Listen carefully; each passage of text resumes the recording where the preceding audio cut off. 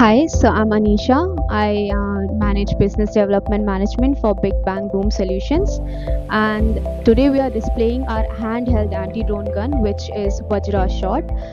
With a range of 2 kilometers, it jams frequency from 400 megahertz to 6 gigahertz of wideband jamming, which means no matter from which frequency the drone is coming in, it will still get jammed. And so if you see, it is a very portable lightweight material model, and the weight of it is just 3.5 kgs, and it is used across the forces. It is with army, air force, navy, and including the MHA. And uh, I think that's it. Yeah. Hi, so I'm Anisha. I manage business development management for Big Bang Boom Solutions. And today we are displaying our handheld anti-drone gun, which is Vajra Shot.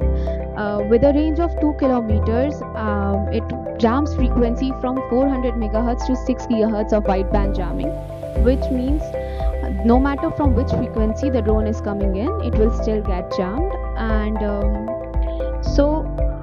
if you see, it is a very portable lightweight material model, and the weight of it is just 3.5 kgs, and it is used across the forces.